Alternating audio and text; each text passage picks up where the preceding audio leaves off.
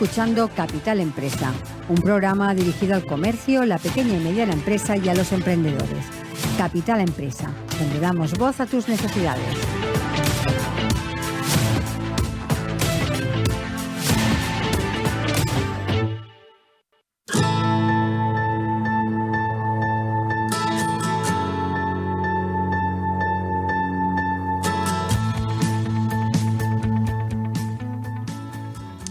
Y continuamos con nuestro espacio, tu segunda oportunidad, de la mano de nuestra colaboradora Diana Dino, que como ya todos saben, es licenciada en finanzas, homologada por el Banco de España y que centra su actividad en la refinanciación de activos. Diana, buenos días, bienvenida. Hola, buenos días. ¿Cómo estás? Bien, venía con prisas. Sí, siempre corriendo, ¿no? Siempre corriendo, hija. No sé qué vamos a hacer, que siempre llegamos tarde. Cuéntanos, Diana, ¿de qué hablamos hoy? Hoy hablamos de las buenas prácticas de los buenos bancos. Bueno, buenas prácticas, buenos bancos. A ver, eso, ¿qué sale de este? A ver qué sale de esto. Vamos a ver, estamos en un momento difícil. Todo el mundo ya lo sabe. Están subiendo las hipotecas de una forma descomunal, descontrolada. Y claro, la gente está preocupada. El que más, el que menos, tiene una subida entre 200 y 500 euros al mes, que es una barbaridad. Y evidentemente muchas de las familias no se pueden permitir esta subida.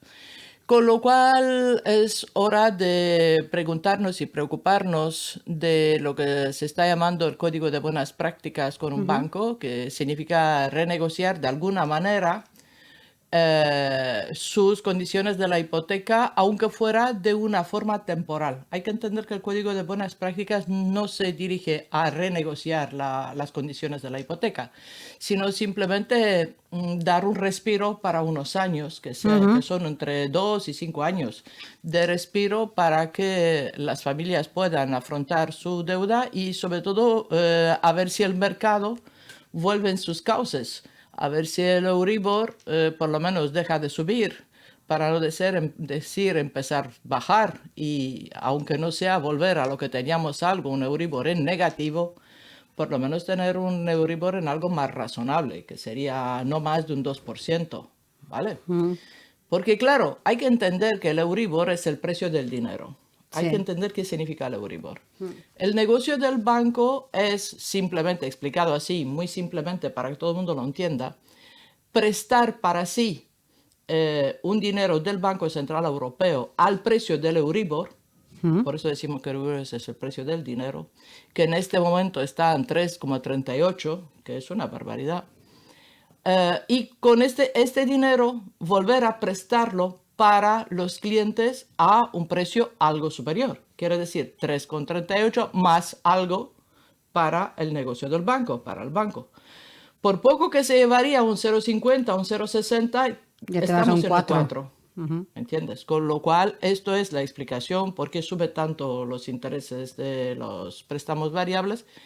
Porque el banco, claro, está pillado por el precio del dinero que él presta y el precio del dinero que él ofrece. ¿Vale? El interés que él ofrece. Y claro, es malo para todos. Es una situación complicada, compleja para todos. Tanto es así que con un Euribor en negativo, con un Euribor muy bajo, y ya se ha visto el resultado del año pasado, del año 22, que prácticamente todos los bancos anuncian grandes ganancias. Ganaron hicieron un buen negocio cuando todo el mundo hicimos un buen negocio. Quiere decir, cuando las hipotecas eran bajitas. Para todo el mundo era bajito, todo el mundo accedía. Para todo el mundo era bueno, para el banco también. Para el banco también, también. No, tenemos que entender que el banco no es el enemigo. Tenemos que entender que, por esto estoy hablando de las buenas prácticas de los buenos bancos. El banco no es el enemigo. El banco es un jugador importante en el mercado financiero que hace posible nuestros sueños de conseguir una hipoteca, de conseguir un negocio, de tener el dinero que necesitamos en el momento exacto. Y que entre todos tenemos que ser responsables. Nosotros con la devolución de los préstamos que hemos recibido y el banco responsable con los intereses correctos, con las condiciones correctas que aplican.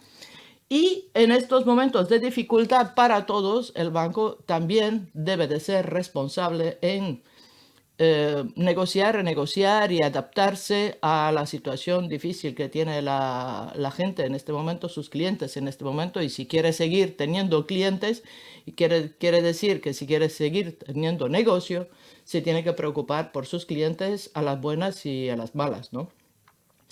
Y hay una normativa, hay una ley, hay una normativa europea que se llama Código de Buenas Prácticas, que se puso que empezó muchos años atrás, desde el 2012 la tenemos en vigor, para que en malos momentos los bancos tengan la posibilidad y la obligación de intervenir siempre a la solicitud del cliente. Hay que entender que el Código de Buenas Prácticas no se aplica de por sí. ¿Me entiendes? El banco no se aplica de por sí, no te va a reducir ni te va a ofrecer mejores condiciones. No te va a decir, ¿ha de subido por el sí. precio del dinero? ¿Qué te parece? Claro. Aunque digo buenos bancos en base a este detalle. Me ha gustado mucho ver que algún cliente venía en la mano con una carta que había recibido de su banco donde le informaba de que existe un código de buenas prácticas en el caso de que este señor tendría problemas. Bueno, pues esto es un paso. Esto es un gran paso, un paso de mentalidad, de responsabilidad compartida con el cliente cuando el banco mismo avisa a su cliente que si tiene problemas, ahí está para negociar. Esto es una muy buena práctica, realmente muy bien. Pero aún así simplemente te avisa que existe. No te va a rebajar las condiciones de por sí, ni te va a negociar automáticamente. El cliente, el deudor, el endeudado tiene sus derechos y uno de sus derechos es renegociar su deuda o pedir un aplazamiento de su deuda, pero nunca puede ser una obligación. El banco no se lo va a hacer automáticamente. También hay que entender que las condiciones para un código de buenas prácticas es que la entidad bancaria debe de ser adherida a este código. Quiere decir, a esta normativa no fue obligatoria. No es obligatoria. Vale. Ojo al dato, no es obligatoria. La mayoría de los bancos están adheridos de forma voluntaria a esta normativa, a estos códigos. Muy bien. Esto es un plus importante. Quizás a la hora de hacer una hipoteca nos tendríamos que preguntar si este banco está adherido a un código de buenas prácticas. Por si más adelante cualquier día ocurra algo, saber si tenemos delante un colaborador o un no colaborador, para no llamarlo de otra forma. Vale. Con lo cual, bueno, esto es una cosa importante. De hecho, yo creo que inclusive podría ser una forma de presionar a los que no se adherieron a los códigos de buena práctica que lo haga, haciendo público qué banco no está adherido a este código. Sería interesante. Para mí sería una cosa por mirar. También hay que saber que para adherirse a un código de buenas prácticas tienes que tener adquirida una vivienda de menos de 300.000 euros. Quiere decir, tampoco es para todo el mundo automáticamente, porque los que compraron por encima de 300.000 euros se supone que eran casi ricos o que se podían permitir esto. Y esto penaliza mucho las ciudades, las grandes ciudades. Claro. Porque los precios de las viviendas son muy caros. Evidentemente está en función al precio medio de la vivienda y 300.000 euros en Barcelona es un precio medio bajo de viviendas. Bueno, yo hubiese subido esto a 500.000 euros como mínimo. Vamos, si estamos hablando hacer una discriminación quizás entre ricos y pobres, para no decirlo de otra forma, voy a decir una forma sencillita, así, comprar por debajo de 300.000 euros en Barcelona, hay un porcentaje reducido. Y no porque sean ricos compran por encima de 300.000 euros, sino porque no hay oferta. Después, el código de buena práctica son 3 pasos. Vale, hay 3 posibilidades, 3 salidas dentro de un código de buenas prácticas. La primera solución es intentar reestructurar la deuda. Bueno, ¿cómo se hace una reestructuración de la deuda? Pues, por ejemplo, si la tienes a 20 años, la puedes reestructurar a 30 años, esta deuda evidentemente te bajará la cuota. Correcto. ¿Qué implica esto? Esto implica tener una cierta edad también, porque recordemos que la edad de hipotecable es hasta los 75 años.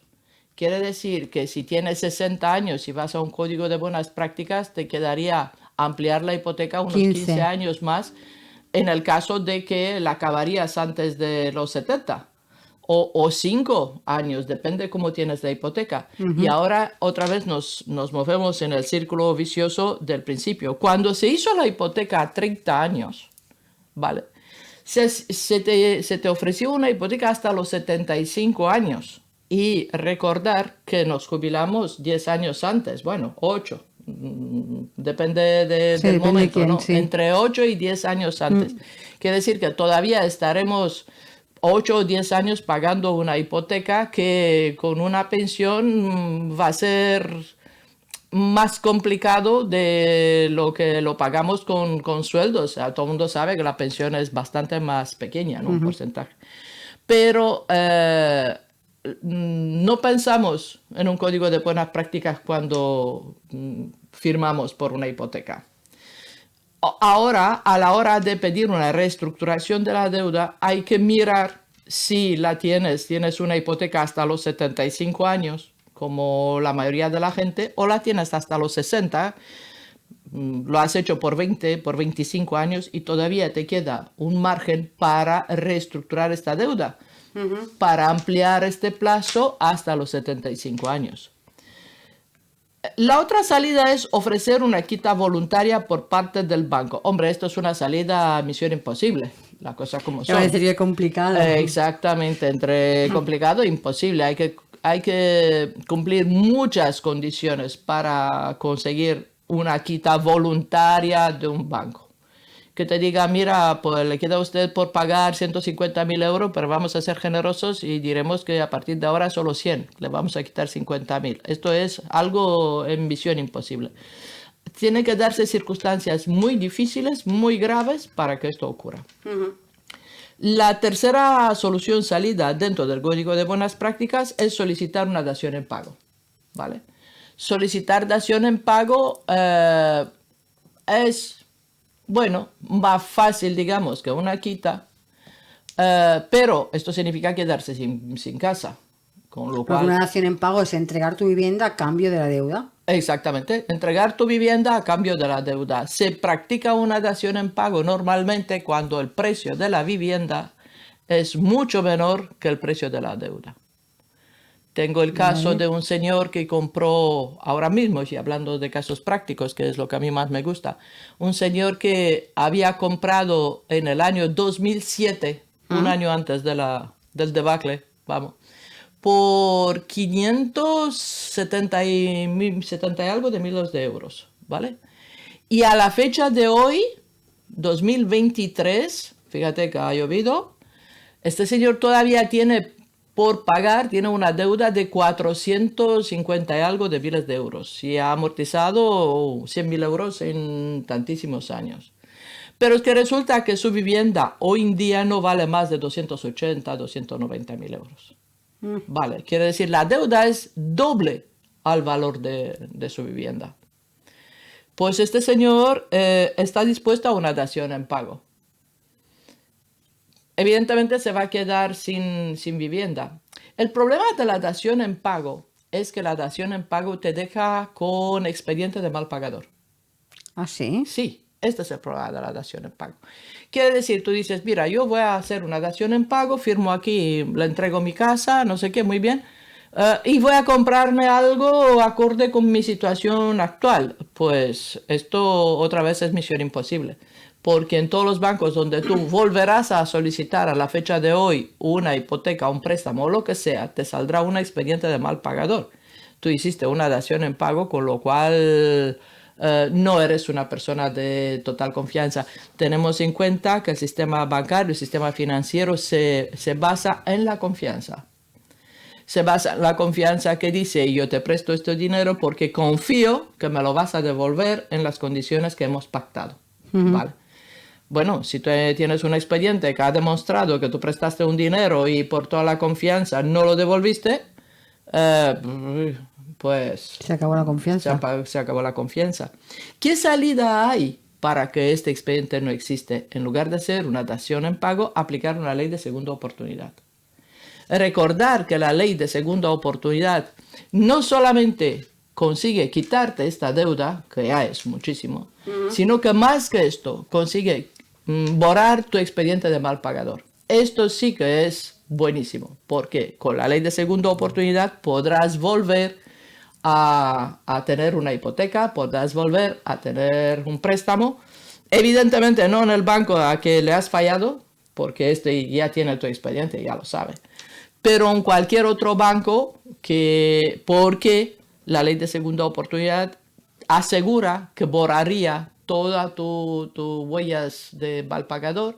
De hecho, nosotros mismos dentro de área jurídica global nos ocuparemos para que desaparezca su expediente en todas las plataformas de morosos, que desaparezca tu expediente de la base de datos del Banco de España y de todos los sitios donde podías aparecer.